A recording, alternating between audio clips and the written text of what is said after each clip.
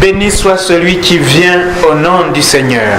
C'est le thème de méditation de cet après-midi. C'est par cette acclamation que les Hébreux ont accueilli Jésus dans son entrée officielle à Jérusalem, parce que c'était la seule fois et l'unique fois où Jésus est entré à Jérusalem d'une manière solennelle, en quelque sorte une visite officielle du Dieu d'Israël à son peuple.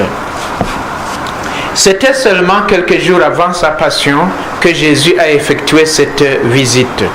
Il a pris la route de Jérusalem, comme nous le dit dans le chapitre 9, Jésus prit résolument la route de Jérusalem. Parce que la présentation de l'évangile de Luc nous montre Jésus qui monte à Jérusalem pour ne plus revenir. Et en ce moment, Luc dit, c'est au chapitre 9, verset 51, que Jésus durcit la face et prit résolument la route de Jérusalem. Et le voilà maintenant arrivé à Jérusalem. Le trajet finit par une montée et la montée finit par la descente au mont des Oliviers. Méditons donc, c'était entrer dans Jérusalem en 2 points. Premier point, le désir de Jésus. Deuxième point, l'âne et sa mission. Le désir de Jésus. Deuxièmement, l'âne et sa mission. D'abord, le désir de Jésus. Jésus est en route vers Jérusalem et il n'a qu'un désir, entrer dans la ville sainte et accomplir la mission que lui a confiée le Père. Nous avons entendu ce matin combien cette mission lui tenait à cœur. Toute sa vie, il vivait tourné vers Jérusalem.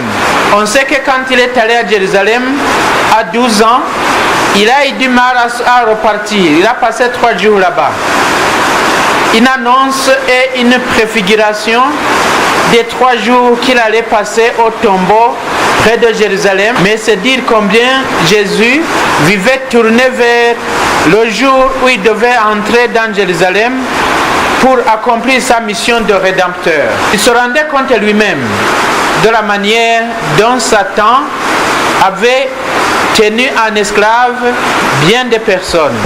Il se rendait compte lui-même de la manière dont les Hébreux avaient besoin d'être libérés. Aussi aspirait-il à voir arriver le jour de la libération de son peuple. Son entrée devait avoir 2 effets, la glorification de son Père et la libération du peuple. Car pour Jésus, les 2 sont liés. Quand la personne est libérée, Dieu est glorifié. Et Dieu se glorifie en libérant l'homme. C'est Saint Irénée qui dit, la gloire de Dieu, c'est l'homme vivant. Oh, l'homme vivant, ça signifie l'homme libre. Mais il ajoute aussi, et la gloire de l'homme, c'est la vie en Dieu. La gloire de Dieu, c'est l'homme vivant. Mais la gloire de l'homme, c'est la vie en Dieu, ou c'est de vivre en Dieu. Jésus donc aspirait à cela. Mais comment l'accomplir? Comment arriver à entrer dans Jérusalem pour l'accomplissement? C'est là où nous abordons le deuxième point, l'âne et sa mission. Deuxième point, l'âne et sa mission.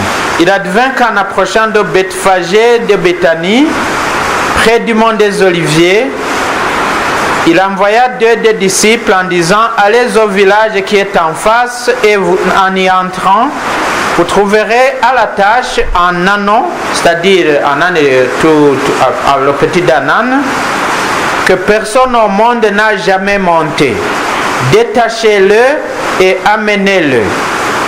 Et si quelqu'un vous demande pourquoi le détachez-vous, vous direz ceci, c'est que le Seigneur en a besoin. Étant donc partis, les envoyés trouvèrent les choses comme il le leur avait dit. Et tandis qu'ils détachaient l'ânon, ses maîtres leur dirent, pourquoi détachez-vous cet ânon?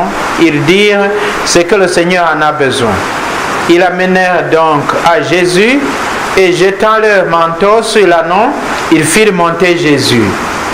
Et tandis qu'il avançait, les gens étendaient leur manteau sur le chemin. Déjà, il approchait de la descente du mont des Oliviers quand, dans sa joie, toute la multitude des disciples se mit à louer Dieu d'une voix forte pour tous les miracles qu'ils avaient vus.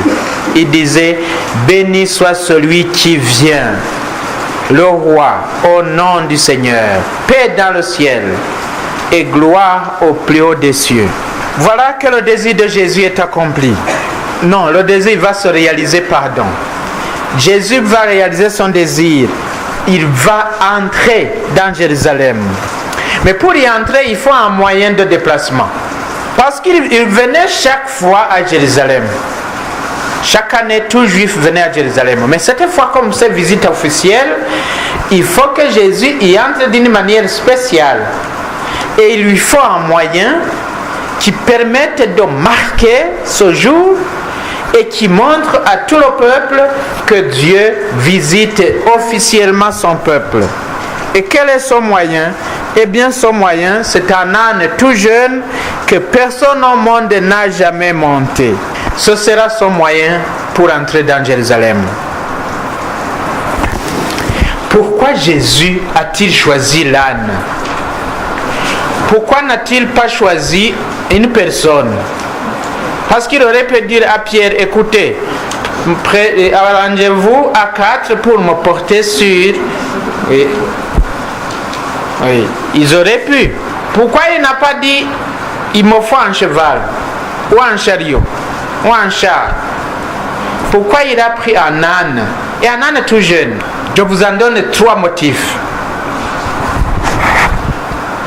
Le premier motif, c'est pour accomplir les Écritures.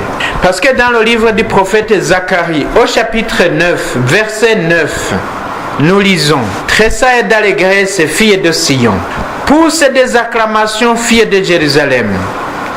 Voici que ton roi s'avance vers toi. Il est juste et victorieux, humble et monté sur un âne, sur un ânon tout jeune. Zacharie chapitre 9, verset 9. En choisissant de venir à Jérusalem sur un âne tout jeune, Jésus accomplit cette prophétie du prophète Zacharie. Les Israélites qui connaissaient les Écritures, ils l'ont tout de suite reconnu. Et quand ils voient Jésus venir vers Jérusalem sur un âne, lui que beaucoup reconnaissaient déjà comme un grand prophète, lui qui avait fait tant de miracles, ils accourent en disant: puisque c'est lui qui a fait tant de miracles, puisque c'est lui qui est venu sur un âne, comme Zacharie l'a dit, alors ce doit être lui le Messie. Aussi, à mesure qu'il avance, toute la foule des disciples accourt et fait ce que vous avez entendu. Ils étendent leur manteau sur le passage en disant: béni soit celui qui vient, le roi, au nom du Seigneur. Bien sûr, ils étaient inspirés. Ils étaient mus par l'Esprit Saint. Tout Jérusalem a été donc alerté par les acclamations de la foule, les chants de louange que faisait cette foule en accueillant Jésus.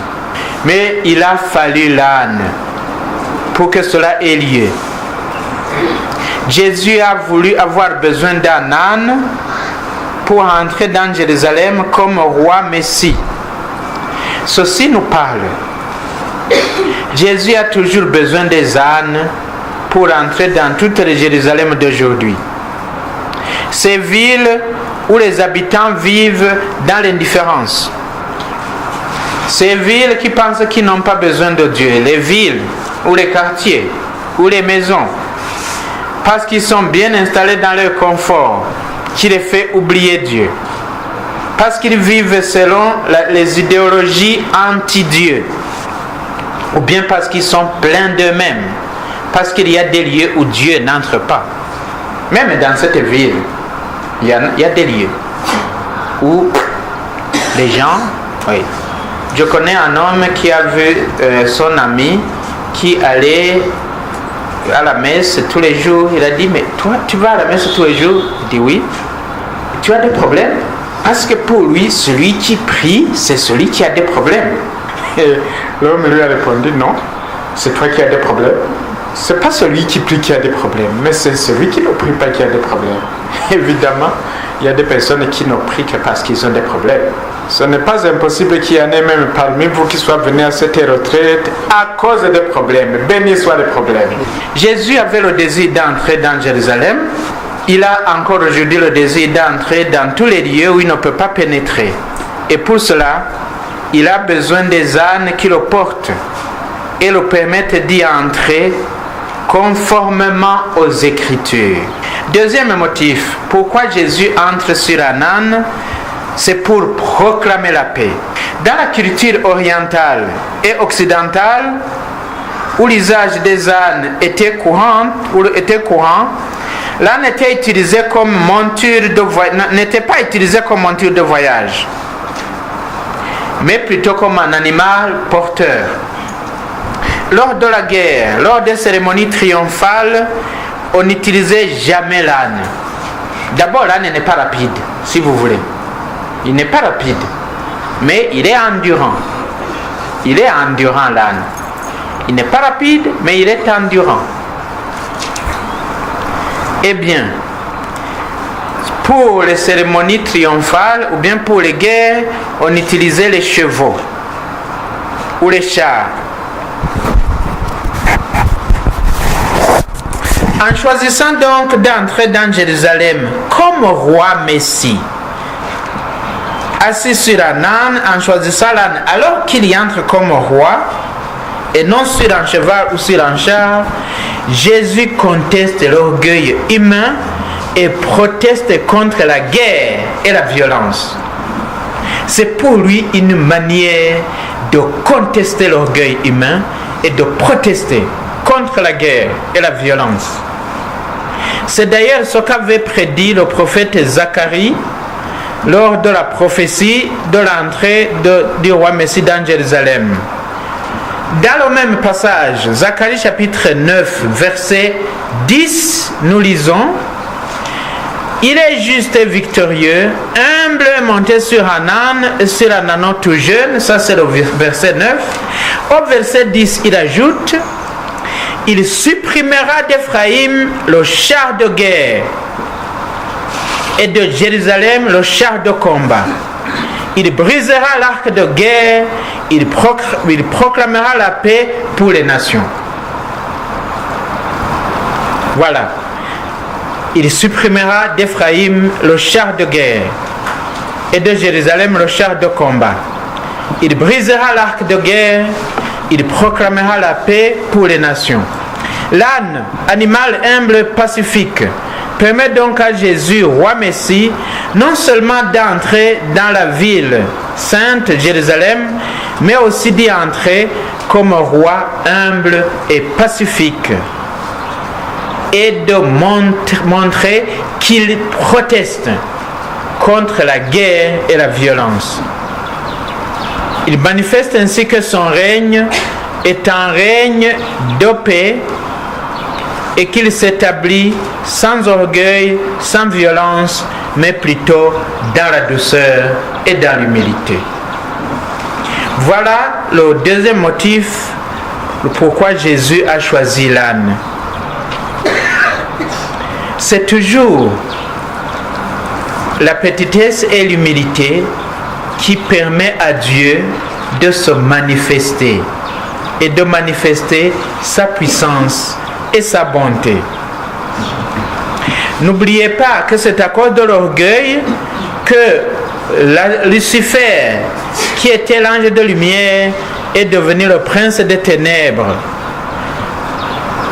À cause de l'orgueil. Et se révolta contre Dieu, le résultat fut la déchéance pour lui et pour sa suite. Il est devenu Satan, c'est-à-dire celui qui fait obstacle, celui qui barre la route. Effectivement, l'orgueil fait obstacle. L'orgueil barre la route. Et c'est par l'orgueil qu'Adam et Ève, poussés par Satan, qui est l'orgueilleux par excellence, se sont eux aussi révoltés contre Dieu par désobéissance à sa loi. Le résultat, ce fut la déchéance pour eux aussi et pour leurs enfants. ils virent qu'ils étaient nus